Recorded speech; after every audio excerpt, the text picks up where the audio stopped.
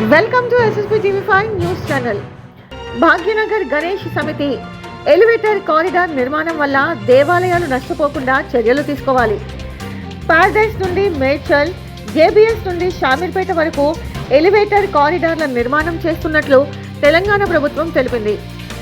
ఈ రెండు రూట్లలో వందల ఏళ్ల నాటి దేవాలయాలు ఉన్నాయని భాగ్యనగర గణేష్ ఉత్సవ సమితి ఎగ్జిక్యూటివ్ మెంబర్ టిఎన్ మురారి తెలిపారు. రోడ్ల విస్తరణ సందర్భంగా వాటిని కాపాడుకోవాల్సిన అవసరం ఉందని పిలుపునిచ్చారు. రోడ్ల వెడల్పుతో దేవాలయాలను తొలగించే అవకాశం ఉందని, వాటి కోసం ప్రభుత్వం స్థలాన్ని కేటాయించాల్సిన అవసరం ఉందని గుర్తు చేశారు. లేదంటే ఆయా దేవాలయాలకు ఎటువంటి హాని జరగకుండా చర్యలు చేపట్టి రోడ్ల విస్తరణ చేయాల్సిన అవసరం ఉందన్నారు. ఇక కంటోన్మెంట్ నియోజకవర్గంలో దేవాలయ భూములు అన్యాక్రాంతం అవుతున్నాయని స్థానిక నేత ప్రభు గుప్తా ఆవేదన వ్యక్తం చేశారు. దేవాలయాలకు చెందిన భూములను తప్పుడు పత్రాలు చూపి నిర్మాణ పనులు చేపట్టారని ఆరోపించారు. వారిపై ప్రభుత్వ రెవెన్యూ అధికారులు చర్యలు తీసుకోవాల్సిన అవసరం ఉందన్నారు. రోడ్ల విస్తరణ కోసం దేవాలయాలను తొలగించడం కంటే వీటిని రక్షించేందుకు ఇంజనీరింగ్ పరిష్కారాలు, 3D మోడలింగ్, ఇన్స్పెక్షన్ టెక్నాలజీ వంటి ఆధునిక పద్ధతులను ఉపయోగించుకోవచ్చు. ఈ కార్యక్రమంలో భాగ్యనగర్ గణేష్ ఉత్సవ సమితి సభ్యులు, స్థానికులు తదితరులు పాల్గొన్నారు. దేవాలయ కమిటీ అనేది ఒకటి ఉంది కాబట్టి కమిటీ మెంబర్స్ కూడా అందరూ కూర్చొని ఉన్నారు కాబట్టి అందరికీ కూడా ధన్యవాదాలు. ముఖ్యంగా అందరికి తెలిసిన విషయమే, రాజీవ్ రహదారి అదేవిధంగా పారడైస్ నుంచి డైరీ ఫామ్ దాకా ఎలివేటర్ కారిడార్ అనేది తెలంగాణ ప్రభుత్వం నిర్ణయించడం జరిగింది. అందరికి తెలిసిన విషయమే. ఈ యొక్క ఎలివేటర్ కారిడార్ని ఒక భారతీయ పౌరుల్లాగా భాగ్యనగర్ ఉత్సవ సమితి ద్వారా అందరూ కూడా స్వాగతించాల్సిన అవసరం నేను స్వాగతిస్తూ ఉన్నాను. దానికి మేము వ్యతిరేకం కాదు. కానీ ఈ యొక్క ఎలివేటర్ కారిడార్లో దాదాపు 20 నుంచి 25 ముఖ్య దేవాలయాలు ఉన్నాయి. ఆ దేవాలయాల పరిస్థితి ఏంది? ఇప్పటి వరకు ఆ దేవాలయాల కమిటీల దగ్గరికి ఏ ప్రభుత్వం పోయి పిలవడం జరగలేదు, మాట్లాడడం జరగలేదు. దేవాలయాలు చిన్నవి పెద్దవి అనేటివి ఉండవు. 1000 ఎకరాల దేవాలయం ఉన్నా కానీ కూడా శాస్త్ర ప్రకారం పూజ అనేది అదే విధంగా ఉంటుంది. చిన్న దేవాలయమైన శాస్త్రపరంగా పూజ అదే ఉంటుంది.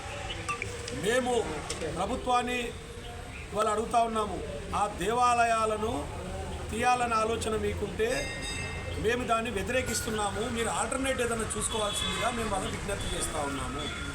ఇప్పటిదాకా ప్రభుత్వం నుంచి తహసీల్దార్ ఆఫీస్ నుంచి వచ్చి దేవాలయం దగ్గర మార్కింగ్ చేస్తూ ఉన్నారు.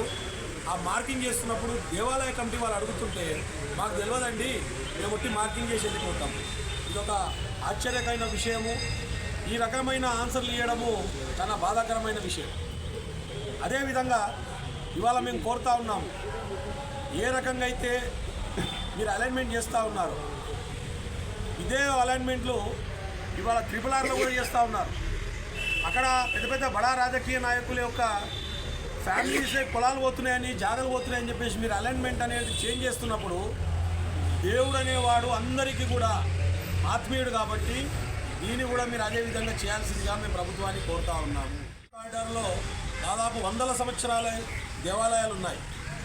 ఆ దేవాలయాలు ఈ రోడ్లో ఆంజనేయ స్వామి దేవాలయము, శివాలయము, ఇంకా వేరే దేవాలయం కాకుండా అక్కడ రాజీవ్ రహదారిలో అతిపెద్ద దేవాలయ కార్ఖానా అమ్మవారి దేవాలయము, శివాలయము, అక్కడ ఉన్న తిమ్మలగిరిలో ఉన్న ఆంజనేయ స్వామి దేవాలయము, అతిపెద్దదైన అయ్యప్ప స్వామి లక్షల మంది మాలలు వేసుకుంటారు. నిత్యము వేల మంది అన్నప్రసాదం తీసుకుంటూ ఉంటారు అక్కడ.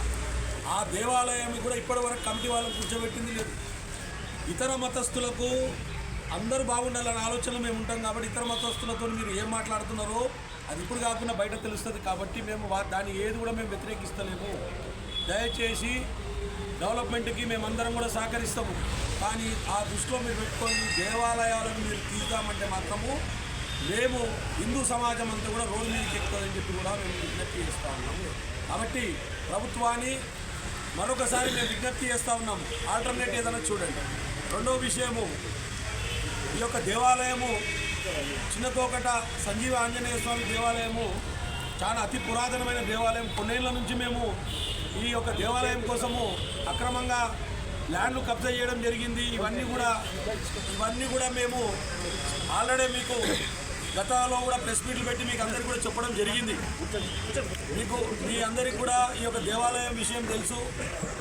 ఈ యొక్క దేవాలయంలో సర్వే నంబర్ 75లో 23 గుంటలు ఎవరైతే అక్రమంగా వచ్చి దానిపైన ఉండడం జరిగిందో ఇది హైకోర్టుకు పోవడం జరిగింది. ఇవాళ ఆల్రెడీ హైకోర్టులో దానిపైన స్టేటస్ కో ఉన్నది. 2021లో దీనిపైన అక్రమంగా ఏదో పర్మిషన్ కోర్టులో ఉన్నాక కూడా పర్మిషన్ తీసుకురావడం జరిగింది. దానికి కూడా మేము స్టే తీసుకురావడం జరిగింది. ఇదంతా ఉన్నాక కూడా ఇవాళ రాష్ట్ర ప్రభుత్వము దీనికి నిమ్మకు నీరెత్తనట్టు, అంటే ఇక్కడ ఏది కేసు లేనట్టు ఇవాళ ఆ యొక్క సర్వే నంబర్లను ప్రైవేటు వ్యక్తులైన జాగాలను చూపించడం మాత్రం బాధాకర విషయం. ఇది ఎన్విరాన్మెంట్ జాగా దేవాలయంలో డిస్ప్యూట్ నడుస్తున్నది. దేవాలయం కంట్రోల్ మన హైకోర్టులో నడుస్తున్నాక ఏ విధంగా మీరు ఇవాళ దీన్ని ఈ రకంగా పరిగణన చేస్తారో ఇది చట్టపరంగా చట్ట విరుద్ధం ఇది. కాబట్టి మేము ఆల్రెడీ కలెక్టర్కి ఎన్నోసార్లు మెమరాండం ఇవ్వడం జరిగింది. ఈ యొక్క స్థలం అనేది ఎండోమెంట్ స్థలము. 1971లో ఈ యొక్క దేవాలయం ఎండోమెంట్కి రిజిస్ట్రేషన్ చేయడం జరిగింది. దాని తర్వాత కొంతమంది దాని మీద ఆశపడ్డ వాళ్ళందరూ కూడా పేపర్లను తారుమారు చేయడం జరిగింది. ఇవాళ మేము ఒకటే కోరుతా ఉన్నాము, ఈ యొక్క దేవాలయం అనేది చాలా ప్రాచీనమైన దేవాలయము. మేము పూజించే ఆంజనేయ స్వామి ఒక దేవాలయం.